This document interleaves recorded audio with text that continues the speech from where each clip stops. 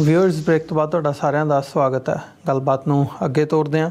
ਸੁਖਵਿੰਦਰ ਸਿੰਘ ਜੀ, ਹੁਣ ਗੱਲ ਕਰੀਏ ਜਦੋਂ ਅਸੀਂ ਭਾਰਤ ਸਰਕਾਰ ਦੀ ਜਿਹੜੀ ਇਹ ਟਰਾਂਸਨੈਸ਼ਨਲ ਰਿਪਰੈਸ਼ਨ ਦੀ ਗੱਲ ਕਰਦੇ ਹਾਂ, ਇਹਦੇ ਥੱਲੇ ਮਤਲਬ ਇੱਕ ਫੈਕਟਰ ਨਹੀਂ ਹੈਗਾ ਜਾਂ ਇੱਕ ਲੇਅਰ ਨਹੀਂ ਹੈਗੀ ਜਾਂ ਇੱਕ ਐਂਗਲ ਨਹੀਂ ਹੈਗਾ ਜਿਹਨੂੰ ਲੈ ਕੇ ਭਾਰਤ ਸਰਕਾਰ ਜਿਹੜੀ ਹੈ ਜਾਂ ਭਾਰਤ ਸਰਕਾਰ ਦੀਆਂ ਜਿਹੜੀਆਂ ਏਜੰਸੀਆਂ ਨੇ ਉਹ ਕੰਮ ਕਰਦੀਆਂ ਨੇ। ਇਹਦੇ ਵਿੱਚ ਅਸੀਂ ਆਪਣੇ ਹਵਾਲੇ ਨਾਲ, ਕੌਮੀ ਹਵਾਲੇ ਨਾਲ ਬੜੀ ਵਾਰ ਜ਼ਿਕਰ ਕੀਤਾ ਆ ਕਿ visa as a weapon use ਕੀਤਾ ਜਾਂਦਾ ਆ ਸਰਕਾਰ ਵੱਲੋਂ ਕਿ ਕਿਹਨੂੰ ਵੀਜ਼ਾ ਦੇਣਾ, ਕਿਹਨੂੰ ਵੀਜ਼ਾ ਨਹੀਂ ਦੇਣਾ, ਜਿਹਦਾ ਪ੍ਰਭਾਵ ਵੀ ਡਾਇਸਪੋਰਾ ਦੇ ਵਿੱਚ ਦੇਖਣ ਨੂੰ ਮਿਲਦਾ ਕਿ ਲੋਕ ਆਮ ਤੌਰ 'ਤੇ ਡਰਦੇ ਆ ਕਿ ਜੀ ਜੇ ਅਸੀਂ ਇਸ ਕਿਸਮ ਦਾ ਕੁਝ ਕੀਤਾ, ਸਟੇਟ ਦੇ ਖਿਲਾਫ ਗੱਲ ਕੀਤੀ ਜਾਂ ਵੱਖਰੇ ਮੁਲਕ ਦੀ ਗੱਲ ਕੀਤੀ ਜਾਂ ਮਤਲਬ ਛੋਟੇ ਲੈਵਲ 'ਤੇ ਆ ਕੇ ਧਾਰਮਿਕ ਤੌਰ ਦੇ ਉੱਤੇ ਵੀ ਜਾਂ ਆਪਣੇ ਹੱਕਾਂ ਦੀ ਉਹ ਗੱਲ ਕੀਤੀ, ਤਾਂ ਜੇ ਮਤਲਬ ਹਕੂਮਤ ਦੇ ਵਿੱਚ ਬੈਠਾ ਕੋਈ ਬੰਦਾ ਜਾਂ ਹਕੂਮਤ ਨਾਰਾਜ਼ ਹੋ ਗਈ ਤੇ ਸਾਨੂੰ ਵੀਜ਼ਾ ਨਹੀਂ ਮਿਲਣਾ ਤੇ ਸਾਡਾ ਜਿਹੜਾ ਪਿੱਛੇ ਜਾਣ ਦਾ ਪੱਤਾ ਉਹ ਕੱਟਿਆ ਜਾਣਾ। ਸੋ ਹੁਣ ਮਤਲਬ ਆਰਟੀਕਲ 14 ਕਰਕੇ ਇੱਕ ਪੋਰਟਲ ਹੈ, ਵੈਬਸਾਈਟ ਹੈ, ਉਹਨਾਂ ਵੱਲੋਂ RTI ਰਾਹੀਂ ਜਾਣਕਾਰੀ ਮੰਗੀ ਗਈ ਕਿ ਪਿਛਲੇ ਸਮੇਂ ਦੇ ਵਿੱਚ ਜਿਹੜੇ OCI ਕਾਰਡਸ ਹੁੰਦੇ ਨੇ ਜਾਂ ਵੀਜ਼ਾਸ ਦਿੱਤੇ ਜਾਂਦੇ ਆ ਉਹਦੇ ਰਿਗਾਰਡਿੰਗ ਉਹਨਾਂ ਦੀ ਇੱਕ ਡੀਟੇਲਡ ਰਿਪੋਰਟ ਹੈ। ਪਰ ਜਿਹੜੀ ਜੇ ਮੋਟੀ ਸਰਸਰੀ ਜੀ ਨਜ਼ਰ ਮਾਰਨੀ ਹੋਵੇ ਤੇ ਜੋ ਉਹਨਾਂ ਨੇ ਜਾਣਕਾਰੀ ਮੰਗੀ RTI ਤੋਂ ਤੇ ਰਾਈਟ ਟੂ ਇਨਫੋਰਮੇਸ਼ਨ ਐਕਟ ਦੇ ਥੱਲੇ, ਉਹ ਜਾਣਕਾਰੀ ਦੇ ਵਿੱਚ ਉਹਨਾਂ ਨੇ ਸਿੱਧੀ ਗੱਲ 102 ਜਿਹੜੇ ਬੰਦੇ ਹੈਗੇ ਆ ਜਾਂ ਕੇਸਿਸ ਦਾ ਜ਼ਿਕਰ ਕੀਤਾ ਕਿ ਜਿਨ੍ਹਾਂ ਨੂੰ OCI ਕਾਰਡ ਸਰਕਾਰ ਨੇ ਨਹੀਂ ਦਿੱਤੇ, ਇਹ ਕਹਿ ਕੇ ਕਿ ਜੀ ਇਹਨਾਂ ਨੇ ਭਾਰਤ ਸਰਕਾਰ ਦੇ ਖਿਲਾਫ ਗੱਲ ਕੀਤੀ ਹੈ। ਉਹ ਖਾਸ ਤੌਰ 'ਤੇ ਉਹਨਾਂ ਵਿੱਚ ਉਹ ਬੰਦੇ ਨੇ ਜਿਨ੍ਹਾਂ ਦਾ ਜ਼ਿਕਰ ਅਸੀਂ ਫਾਰਮਰਸ ਪ੍ਰੋਟੈਸਟ ਤੋਂ ਬਾਅਦ ਕਰਦੇ ਹਾਂ, ਉਹ ਵੀ ਉਹਨਾਂ ਦੇ ਵਿੱਚ ਆਉਂਦੇ ਨੇ।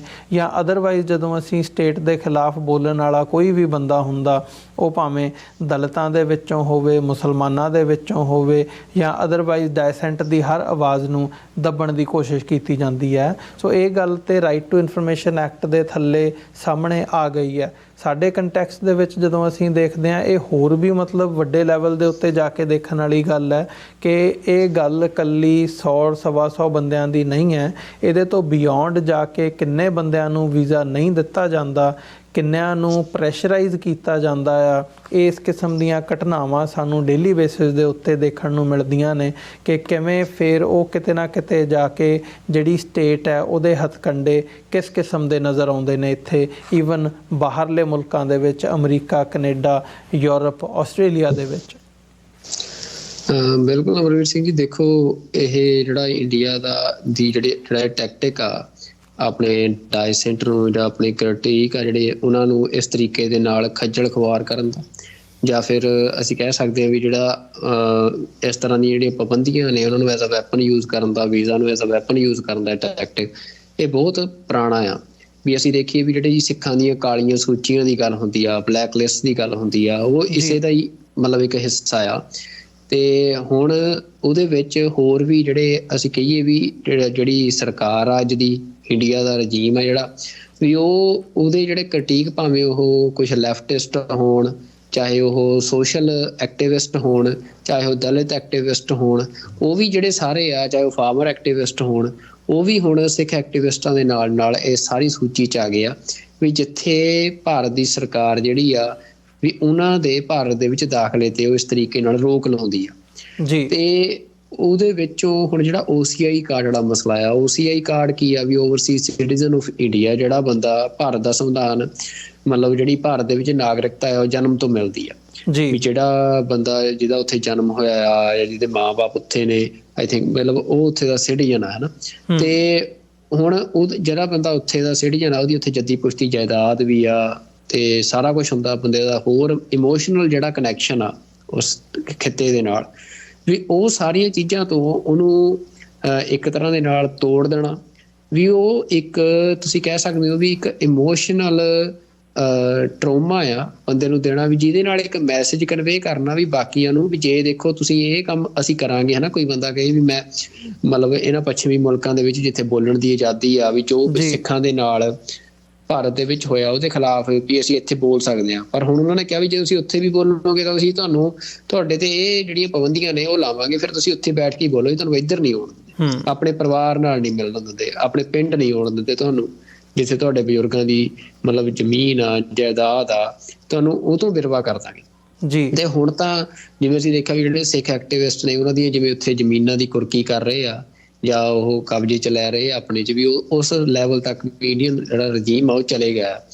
ਤੇ ਇਹ ਜਿਹੜਾ ਸਾਰਾ ਮਤਲਬ ਹੁਣ OCI ਕਾਰਡ ਵਾਲੀ ਤੁਸੀਂ ਆਰਟੀਕਲ 14 ਦੀ ਗੱਲ ਕੀਤੀ ਆ, ਤੇ ਇਹ ਲਗਾਤਾਰ ਚੱਲ ਰਿਹਾ। ਬਲਕਿ ਅੱਜ ਦੀ ਲੇਟੈਸਟ ਖਬਰ ਆ, ਇਹ ਸਵੀਡਨ ਦੇ ਵਿੱਚ ਪ੍ਰੋਫੈਸਰ ਆ, ਸਵੀਡਨ ਮੁਲਕ ਦੇ ਵਿੱਚ, ਅਸ਼ੋਕ ਸਵੇਨ, ਜਿਹੜਾ ਕਿ ਖੁਦ ਆਪ ਭਾਵੇਂ ਹਿੰਦੂ ਆ, ਤੇ ਉਹ ਪਰ ਇਹਨਾਂ ਦਾ ਕ੍ਰਿਟਿਕ ਆ ਮੋਦੀ ਗਵਰਨਮੈਂਟ ਦਾ, ਤੇ ਜਿਹੜੀਆਂ ਇੰਡੀਆ ਦੀਆਂ ਸਾਰੀਆਂ ਪੋਲਿਸੀਜ਼ ਨੇ ਐਂਟੀ ਡੈਮੋਕ੍ਰੈਟਿਕ, ਉਹਦੇ ਖਿਲਾਫ ਉਹ ਲਿਖਦਾ ਹੈ ਕਾਫੀ ਟਵਿੱਟਰ ਤੇ ਉਹਦਾ ਵੀ ਜਿਹੜਾ ਮਤਲਬ OCI ਕਾਰਡ ਆ ਉਹ ਰੱਦ ਕਰਤਾ। ਤੇ ਉਹਦਾ ਆਧਾਰ ਕੀ ਦਿੱਤਾ ਸਰਕਾਰ ਨੇ, ਉਹਦੇ ਤੇ ਇਹ ਕਿਹਾ ਵੀ ਜਿਹੜਾ ਇਹ ਬੰਦਾ ਆ, ਇਹ ਪ੍ਰੋਫੈਸਰ ਆ, ਇਹ ਬਾਹਰਲੇ ਮੁਲਕ 'ਚ ਬੈਠ ਕੇ ਬੋਲਦਾ ਆ, ਜਿਹਦੇ ਨਾਲ ਭਾਰਤ ਦੀ ਜਿਹੜੀ ਸਵਰੈਨਿਟੀ ਆ, ਏਕਤਾ ਅਖੰਡਤਾ ਆ, ਉਹਨੂੰ ਖਤਰਾ ਆ। ਵੀ ਉੱਥੇ ਸਵੀਡਨ 'ਚ ਬੈਠਾ ਉਹ ਸਿਰਫ ਬੋਲਦਾ ਹੀ ਆ, ਵੀ ਉਹਦੇ ਬੋਲਣ ਨਾਲ ਵੀ ਕਿੰਨੀ ਕੁ ਭਾਰਤ ਦੀ ਦੇਖੋ ਤੁਸੀਂ ਜਿਹੜੀ ਏਕਤਾ ਅਖੰਡਤਾ ਮਜ਼ਬੂਤ ਆ, ਵੀ ਇੱਕ ਬੰਦੇ ਦੇ ਟਵੀਟ ਕਰਨ ਨਾਲ ਉਹਨੂੰ ਖਤਰਾ ਹੋ ਗਿਆ ਤੇ ਉਹਦੇ ਤੇ ਐਡੀ ਵੱਡੀ ਕਾਰਵਾਈ ਕਰਨੀ ਪਈ ਵੀ ਉਹਦਾ OCI ਕਾਰਡ ਰੱਦ ਕਰਨਾ ਪਿਆ। ਤੇ ਇਸ ਤਰੀਕੇ ਦੀ ਜਿਹੜੀ ਇਹ ਇੰਡੀਆ ਦੀ ਅਪਰੋਚ ਆ, ਉਹ ਸਿੱਖਾਂ ਦੇ ਲਈ ਤਾਂ ਕੋਈ ਨਵੀਂ ਨਹੀਂ। ਸਿੱਖਾਂ ਦੇ ਤਾਂ ਕਿੰਨੇ ਹੀ ਕੇਸ ਨੇ, ਜਿਹੜੀਆਂ ਕਾਲੀਆਂ ਸੂਚੀਆਂ ਦਾ ਕਿੰਨਾ ਰੌਲਾ ਪਹਿਲਾਂ ਚੱਲਦਾ ਰਿਹਾ। ਉਹ ਕਾਲੀਆਂ ਸੂਚੀਆਂ ਇਹੋ ਜਿਹੀਆਂ ਸੀ ਵੀ ਉਹ ਅਸੀਂ ਕਹਿ ਸਕਦੇ ਹਾਂ ਵੀ ਉਹ ਹੁਣ ਤਾਂ ਅਫੀਸ਼ੀਅਲੀ OCI ਕਾਰਡ ਰੱਦ ਕਰਨ ਲੱਗ ਗਿਆ ਇਹ। ਉਹ ਕਾਲੀਆਂ ਸੂਚੀਆਂ ਦਾ ਇਹ ਸੀ ਵੀ ਉਹ ਵੀਜ਼ਾ ਨਹੀਂ ਸੀ ਦਿੰਦੇ ਹੁੰਦੇ, ਵੀ ਉਹਨਾਂ ਬੰਦਿਆਂ ਨੂੰ ਜਿਨ੍ਹਾਂ ਦਾ ਨਾਂ ਉਹਦੇ ਤੇ ਆ ਜਾਂਦਾ ਸੀ, ਤੇ ਜੇ ਉਹ ਮਤਲਬ ਭਾਰਤ ਦੇ ਵਿੱਚ ਜਾਂਦੇ ਸੀ ਤਾਂ ਫਿਰ ਉੱਥੇ ਉਹਨਾਂ ਦੇ ਅਰੈਸਟ ਹੋਣੇ ਜਾਂ ਉਹ ਸਾਰਾ ਕੁਝ ਜਿਹੜਾ ਹੈਗਾ ਆ ਵੀ ਉਹਨਾਂ ਦੀਆਂ ਫਰੀਡਮਸ ਕਰਟੇਲ ਕਰਨੀ ਆ। ਤਾਂ ਹੁਣ ਉਹਦੇ ਵਿੱਚੋਂ ਇੱਕ ਵੱਡਾ ਮਤਲਬ ਹੁਣ ਅਸੀਂ ਕਹਿ ਸਕਦੇ ਹਾਂ ਵੀ ਇੰਡੀਆ ਨੇ ਜਿਹੜੇ ਗਰੁੱਪ ਆ ਉਹਨੂੰ ਹੋਰ ਵਾਸਟ ਕਰਤਾ। ਉਹਦੇ 'ਚ ਹੋਰ ਸਭ ਤਰ੍ਹਾਂ ਦੇ ਜਿਹੜੇ ਐਕਟਿਵਿਸਟ ਨੇ, ਜਿਹੜੇ ਡੈਮੋਕ੍ਰੇਟਿਕ ਅਸੀਂ ਕਹਿ ਸਕਦੇ ਹਾਂ ਤਰੀਕੇ ਦੇ ਨਾਲ ਆਪਣੀ ਗੱਲ ਕਰਨੀ ਚਾਹੁੰਦੇ ਆ, ਜਿਹੜਾ ਕ੍ਰਿਟਿਕ ਕਰਦੇ ਆ ਸਰਕਾਰ ਦਾ, ਉਹਨਾਂ ਸਾਰਿਆਂ ਦੇ ਉੱਤੇ ਹੀ ਇਹ ਕਾਰਵਾਈ ਹੋ ਰਹੀ ਹੈ। ਅਮਰਵੀਰ ਸਿੰਘ ਜੀ ਬਿਲਕੁਲ, ਨਹੀਂ ਇਹ ਮਤਲਬ ਬੜਾ ਇੱਕ ਜਦੋਂ ਅਸੀਂ ਦੇਖਦੇ ਹਾਂ ਹਿਊਮਨ ਰਾਈਟਸ ਦੇ ਐਂਗਲ ਤੋਂ, ਤੇ ਬੜੀ ਮਤਲਬ ਇਹ ਘਾਤਕ ਜੀ ਗੱਲ ਹੈਗੀ ਹੈ ਕਿ ਕਿਸ ਕਿਸਮ ਦੇ ਜਿਹੜੇ ਇਹ visa as a weapon use ਕੀਤਾ ਜਾ ਰਿਹਾ ਸਰਕਾਰ ਵੱਲੋਂ। ਹੁਣ OCI ਕਾਰਡ ਨੇ, ਉਹਨਾਂ ਦਾ ਅਸੀਂ ਜ਼ਿਕਰ ਕਰਦੇ ਹਾਂ। ਸੋ ਖਾਸ ਤੌਰ 'ਤੇ ਜਦੋਂ ਅਸੀਂ ਫਾਰਮਰਜ਼ ਮੂਵਮੈਂਟ ਦਾ ਜ਼ਿਕਰ ਕਰਦੇ ਹਾਂ, ਉਹ ਤੋਂ ਬਾਅਦ ਵੀ ਇਸ ਸਾਰੇ ਟਾਈਮ ਪੀਰੀਅਡ ਦੇ ਵਿੱਚ ਕਿੰਨੇ ਹੀ ਕੇਸ ਸਾਡੇ ਸਾਹਮਣੇ ਆਏ ਆ। ਅਮਰੀਕਾ ਦੇ ਵਿੱਚ ਸਾਡੇ ਇੱਕ ਜਿਹੜੇ ਸਿੱਖ ਜਰਨਲਿਸਟ ਸੀਗੇ ਅੰਗਦ ਸਿੰਘ, ਉਹਨਾਂ ਦਾ ਨਾਮ ਆਉਂਦਾ ਆ। ਕੈਲੀਫੋਰਨੀਆ ਤੋਂ ਇੱਕ ਬਿਜ਼ਨਸਮੈਨ ਸੀ, ਇੱਕ ਬਿਜ਼ਨਸਮੈਨ ਸ਼ਿਕਾਗੋ ਤੋਂ ਸੀ। ਸੋ ਜਿਹੜੇ ਬੰਦੇ, ਜਿਹੜੇ ਪ੍ਰਚਾਰਕ, ਜਿਹੜੇ ਬੰਦੇ ਸੋਸ਼ਲ ਮੀਡੀਆ ਦੇ ਉੱਤੇ ਇਨਫਲੂਐਂਸਰ ਦੇ ਤੌਰ 'ਤੇ ਜਾਂ ਪੋਪੂਲਰ ਹੋਏ ਤੇ ਉਹਨਾਂ ਨੇ ਸਟੇਟ ਦੀਆਂ ਪਾਲਿਸੀਆਂ ਦਾ ਵਿਰੋਧ ਕੀਤਾ, ਉਹਨਾਂ ਨੂੰ ਇੰਡੀਵਿਜੂਅਲੀ ਜਿਹੜਾ ਹੈਗਾ ਉਹ ਟਾਰਗੇਟ ਕੀਤਾ ਗਿਆ। ਕਿਸੇ ਨੂੰ ਵੀਜ਼ਾ ਨਹੀਂ ਦਿੱਤਾ ਗਿਆ, ਕਿਸੇ ਨੂੰ ਭਾਰਤ ਗਏ ਨੂੰ ਦਿੱਲੀ ਦੇ ਏਅਰਪੋਰਟ ਤੋਂ ਵਾਪਸ ਮੋੜਿਆ ਗਿਆ, ਕਿਸੇ ਨੂੰ ਕਿਸੇ ਦਾ OCI ਕਾਰਡ ਰੀਨਿਊ ਨਹੀਂ ਕੀਤਾ ਗਿਆ। ਇਸ ਕਿਸਮ ਦੀਆਂ ਜਿਹੜੀਆਂ ਐਗਜ਼ਾਮਪਲਸ ਨੇ ਜਾਂ ਜਿਹੜੀਆਂ ਘਟਨਾਵਾਂ ਨੇ ਉਹ ਵੱਡੇ ਲੈਵਲ ਦੇ ਉੱਤੇ ਸਾਹਮਣੇ ਆਈਆਂ ਨੇ। ਸੋ ਗੱਲ ਹੁਣ ਇਹ ਵੀ ਨਹੀਂ, ਜਦੋਂ ਅਸੀਂ ਇਹ RTI ਦੀ ਇਨਫੋਰਮੇਸ਼ਨ ਦੀ ਗੱਲ ਕਰਦੇ ਹਾਂ, ਇਹਦੇ ਵਿੱਚ ਇਹ 102 ਦੀ ਗਿਣਤੀ ਤੇ ਉਹਨਾਂ ਦੀ ਹੈਗੀ ਹੈ ਜਿਹਨੂੰ ਸਰਕਾਰ ਨੇ ਮੰਨਿਆ ਜਾਂ ਸਰਕਾਰ ਨੇ ਇਹ ਕਹਿ ਕੇ ਰਿਜੈਕਟ ਕੀਤਾ ਹੈ ਉਹਨਾਂ ਦੇ OCI ਕਾਰਡ ਕਿ ਭਾਈ ਇਹ ਸਟੇਟ ਦੇ ਵਿਰੋਧ ਚੱਲਦੇ ਆ ਜਾਂ ਸਟੇਟ ਦਾ ਵਿਰੋਧ ਕਰਦੇ ਆ, ਇਸ ਕਰਕੇ ਸੈਡੀਸ਼ਨ ਦੇ ਥੱਲੇ ਜਾਂ ਭਾਰਤ ਵਿਰੋਧੀ ਐਕਟੀਵਿਟੀਜ਼ ਦੇ ਥੱਲੇ ਉਹ ਬਹਾਨਾ ਬਣਾ ਕੇ ਉਹਨਾਂ ਨੇ ਉਹਨਾਂ ਦੇ OCI ਕਾਰਡ ਰੱਦ ਕੀਤੇ ਆ।